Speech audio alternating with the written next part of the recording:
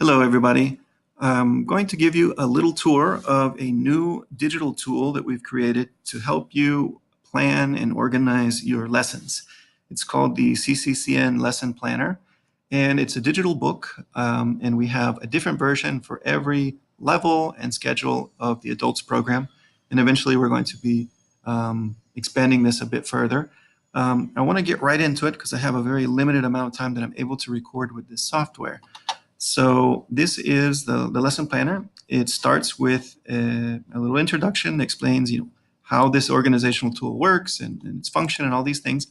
And then you have a list of contents in this digital book, which I'm not going to go over right now because I'm going to give you the full tour right away.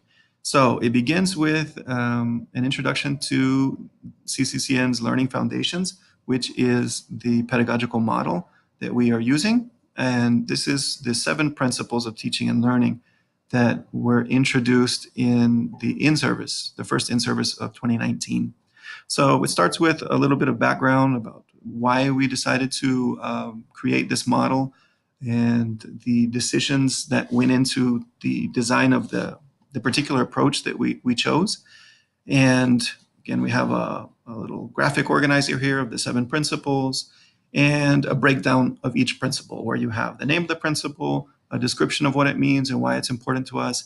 And then these bullet points represent specific kind of concrete applications of the principle.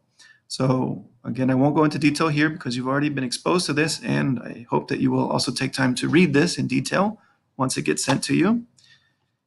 After that, we have a section called Putting Principles into Practice, which is basically how you can ensure that these principles show up in your classroom with your students.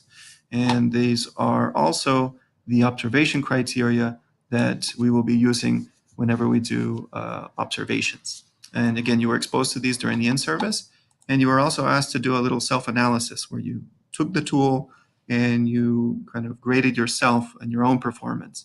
And that's something that we're going to continue to do with the new reflection cycle. So again, I'm not going to spend a lot of time here because the goal of this video is to give you the full tour of this lesson planner. After that, we have a section called Tips for Planning Your Lessons. We are using the backward design model to help us make sure that whatever we plan is in alignment with our goals and that we are actually achieving the goals that we set out to achieve.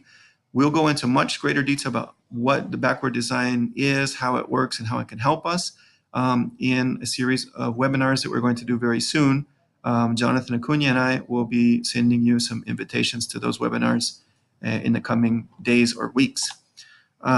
We also have a section here about articulating your objectives, which is a major part of the backward design model. So up until now, all of these things that I've showed you are exactly the same in all of the lesson planners, whether this one happens to be Intensive Adults 1, whether it's CO1 or it's SATA 18, they all have that same information. Here's where we get to stuff that's a little bit different depending on the particular level. We have a description of what the Common European Framework of Reference means and why it's important to us. And then we have a breakdown of the particular CEFR level that you are trying to help your students achieve by the end of the particular level that you're teaching, or by the end of the particular book that you are using with your students. And there's a kind of breakdown according to the skills of what students should be able to do in each skill by the end of that, by the time they achieve that CEFR level. And also a kind of holistic description here of what an A1 or an A2 or B1 student is able to do. So again, this is different in each of the lesson planners according to the level. After that, we have a section called My Chronogram. This is where you will kind of set up your pacing for the bimester. We no longer ask you to submit your pacing, but you do need to create a pacing. Of course, we have pacing guides that CDU creates, but you always need to check those guides and then check the academic calendar, the dates to bear in mind, and figure out exactly how you're going to distribute your content. So you can edit all these cells, and the place where the document that CDU creates that shows you the content and suggestions of how to distribute, you can find that by using Control-click here. and it will open the particular teacher guide for the level that you are teaching. So here you have all the content per level and the suggested pacing. In week 1, I should cover this. In week 2, I should cover this. And of course, at the end, you also have the evaluation breakdown and a description of the particular oral assessment formats. So we'll come back to this in just a moment. Here we are back at the chronogram. I have a section after that I included. It's not required. It's just a kind of brainstorming tool where you have a little space for each of the, in this case, 8 units that you are required to cover in this bimester. And let's say I'm starting unit 1. I'm planning for unit 1, but I should also take time to think about the upcoming units, unit 2, unit 3, that I'm going to get to in a couple of weeks, and start thinking of potential tasks or resources or activities that I can do with my students in these sections. That way, by the time I get to unit 3, I don't have to start from scratch. I already have some ideas brainstormed over the last couple of weeks. And I think that's a much more efficient way of planning, where I'm not planning just day to day, but I'm already kind of brainstorming farther out. So by the time I get there, I've already kind of had some time for my brain to kind of chew on the potential topics that I can do with my students. And I hope that can help you come up with better activities for your students in those particular lessons. Let's then move on to our lesson planning section. So here you see it says lesson plan 1, lesson plan 2, lesson plan 3, lesson plan 4. There are 28 lesson planning templates in this document. Why 28? Well, in IA, you have to teach 28 lessons. And so I included one lesson planning template for each lesson that you would teach during the bimester. For the SATA lesson planners, there are 8 lesson planning templates, and for the SIA, there are 15, right? So it corresponds with the amount of classes you should teach. And I only have about 2 minutes here, so let me quickly go through the format of this lesson plan, but we're going to get much more details during our lesson planning webinars that we are going to do very soon. So here you write, of course, the administrative stuff like the level that you're teaching, the schedule that you're teaching, the particular unit that you're teaching for this lesson plan. And then here you have the CEFR level that corresponds to the book that you're teaching.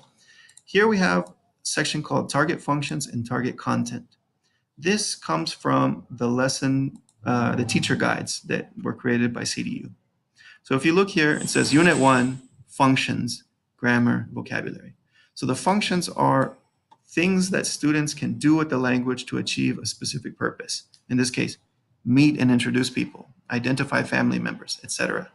And then we have grammar, present tense be plus adjective, or vocabulary.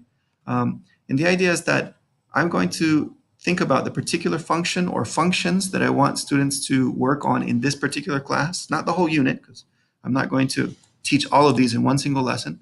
But let's say I'm going to focus on meet and introduce people in this lesson. What target grammar and vocabulary do students need to use in order to be able to perform that function?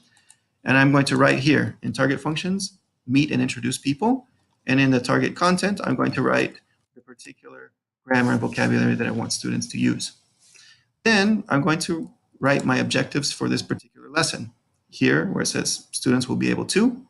Below that, I have the description of the activities. I'm going to do a warm-up.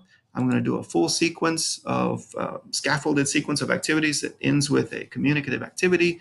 And then I'm going to do some kind of wrap-up. And where I got about 20 seconds left. So let me also just explain the rest of this. You have a space here to also write the steps of your blended or flipped cycle, preparation, exposure, and consolidation. And you also have a section where you can keep track of anything that happened in the class regarding student behavior, their achievement of the outcomes, and also if they need help and need to recycle things in the future.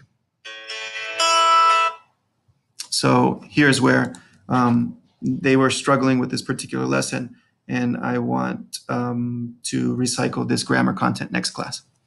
Anyway, so at the very bottom of the document, you also have a section where you can reflect on the course and think about what worked well for me in this course, what didn't work out well, what am I curious about, what do I want to experiment with in the future. This is kind of a way to help you engage in reflective teaching. And of course, we have a little bibliography with the sources of the information from the pedagogical model. So I was speaking really fast. I got 5 seconds left. Thank you very much, and I'll see you very soon in the upcoming webinars where we'll learn more about this in greater detail.